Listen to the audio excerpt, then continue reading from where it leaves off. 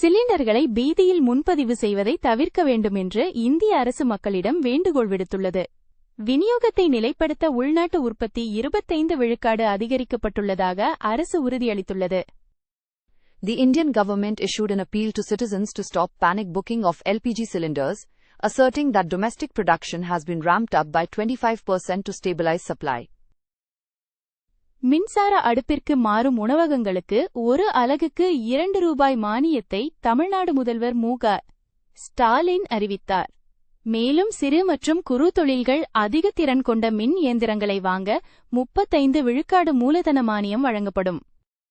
Tamil Nadu Chief Minister Stalin announced a 2 rupees per unit electricity subsidy for eateries switching to electric stoves. Additionally, MSMEs can receive 35% capital subsidies for high-efficiency electric machinery. Hormuz நீரிணைக்கு மேற்கே சிக்கியுள்ள எஞ்சிய 22 கப்பல்களை பாதுகாப்பாக மீட்பது குறித்து India அரசுமுறை பேச்சுவார்த்தை நடத்தி வருகிறது. எரிசக்தி பாதுகாப்பிற்கு முன்னுரிமை அளித்து ஈரான், அமெரிக்கா மற்றும் வளைகுடா நாடுகளுடன் வெளியுறவு அமைச்சகம் பேசி வருகிறது.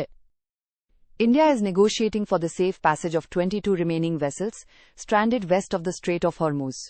The Ministry of External Affairs confirmed ongoing talks with Iran, the US and the GCC to prioritize energy security. ஈரானில் போர் தொடங்கியதிலிருந்து சர்வதேச கச்சா எண்ணெய் விலை 40 விழுக்காடு மேல் உயர்ந்துள்ளது. வரலாற்றிலேயே மிகப்பெரிய அளவில் அவசரகால கையிருப்பு எண்ணெய் சந்தையில் வெளியிடப்பட்டும் பிரெண்ட் கச்சா எண்ணெய் விலை ஒரு பேரலுக்கு $100 மேல் நீடிக்கிறது. Global crude oil prices have spiked over 40% since the start of hostilities in Iran, with Brent crude holding above $100 per barrel, despite the largest emergency stockpile release in history. Iran மோதலால் அமெரிக்காவில் எரிபொருள் விலை 3 வாரங்களில் 23 விழுக்காடு அதிகரித்துள்ளது. இது உலகம் முழுவதும் பணவீக்க அலையை உருவாக்குவதுடன் எரிபொருள் நிலைத்தன்மை மற்றும் இறக்குமதி செலவுகளை பாதிக்கும். U.S. fuel prices jumped 23% in 3 weeks due to the Iran conflict, signaling a global inflationary wave that threatens fuel stability and import costs worldwide. எரிபொருள் விலையேற்றம் மற்றும் போர் காரணமாக எழுந்துள்ள பணவீக்க அச்சத்தால் முதலீட்டாளர்கள் பாதுகாப்பான முதலீடுகளை நோக்கி நகர்கின்றனர். இதனால் அமெரிக்காவின் S&P 500 உள்ளிட்ட உலக பங்குச் சந்தைகள் இந்த ஆண்டின் மிக குறைந்த நிலையை எட்டியுள்ளன. Wall Street has marked its third consecutive losing week, with the S&P 500 falling to a new low for 2026, as investors flee to safe haven assets amid war-driven inflation fears. Hormuz நீரிணை தொடர்ந்து முடக்கப்பட்டால் மேலும் தாக்குதல்கள் நடத்தப்படும் என எச்சரித்துள்ள டொனால்ட் ட்ரம்ப், ஈரானின் கார்க் தீவில் உள்ள ராணுவ தளங்களை அமெரிக்க படைகள் அழித்தன என்று தெரிவித்துள்ளார். தற்போதைக்கு எண்ணெய் கட்டமைப்புகள் சேதப்படுத்தப்படவில்லை. Donald Trump claims U.S. forces destroyed Iran's Karg Island military sites but spared oil infrastructure, for now, warning of further strikes if the Strait of Hormuz remains blocked.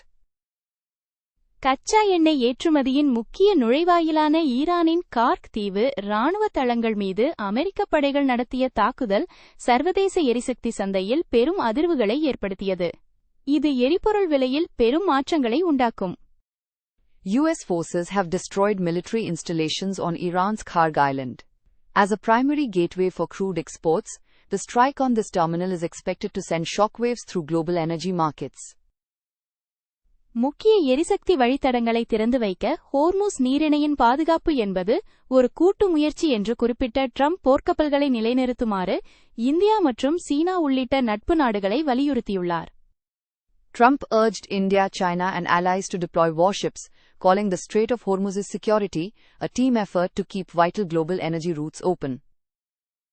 தங்களின் எண்ணெய் கட்டமைப்புகள் தாக்கப்பட்டால் அண்டை வளைகுடா நாடுகளில் உள்ள அமெரிக்காவோடு தொடர்புடைய எரிசக்தி கட்டமைப்புகளை தாக்குவோம் என்று ஈரான் எச்சரித்துள்ளது. Threats: Tehran warned it would target U.S.-linked energy infrastructure in neighboring Gulf states if its own oil facilities are attacked. பாக்தாத்தில் உள்ள அமெரிக்க தூதரகம் மீது ஏவுகணை தாக்குதல் நடத்தப்பட்டதால் ஈராக்கில் பதற்றம் உச்சகட்டத்தை எட்டியுள்ளது. அங்குள்ள தங்களது குடிமக்களை உடனடியாக வெளியேறுமாறு அமெரிக்க வெளியுறவுத்துறை உத்தரவிட்டுள்ளது. Tensions in Iraq hit a breaking point after a missile struck the U.S. Embassy compound in Baghdad, with the U.S. State Department ordering its citizens to evacuate immediately.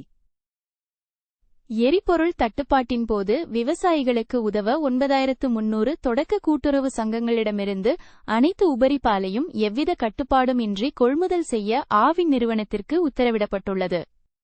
To support farmers during the fuel shortage, Avin has been directed to procure all excess milk from 9,300 primary cooperative societies, without any restrictions.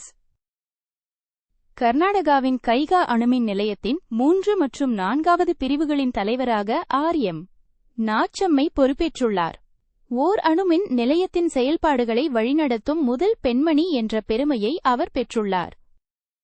R.M. Nachamai became the first woman to head operations at a nuclear power plant, taking charge of Units 3 and 4 at the Kaiga Nuclear Power Plant in Karnataka. 60வது ஞானபீட விருதை 2025 பாடலாசிரியர் வைரமுத்து வென்றுள்ளார். அகிலன் மற்றும் ஜெயகாந்தனுக்கு பிறகு இந்த உயரிய விருதை பெறும் 3வது தமிழ் எழுத்தாளர் இவராவார். Renowned lyricist Vairamuthu has won the 60th Jnanpith Award, 2025, becoming the third Tamil writer to receive India's highest literary honor after Akilan and Jayakanthan. ஹைதராபாத்தில் இன்று நடைபெற்ற தகுதிச் சுற்று இறுதிப் போட்டியில் இங்கிலாந்திடம் 0-2 என்ற கணக்கில் தோல்வியுற்ற போதிலும் இந்திய மகளிர் ஹாக்கி அணி 2026 உலகக்கோப்பை போட்டிக்கு தகுதி பெற்றுள்ளது. Despite a 0-2 loss to England in the final today, the Indian women's team has officially qualified for the 2026 FIH Women's World Cup.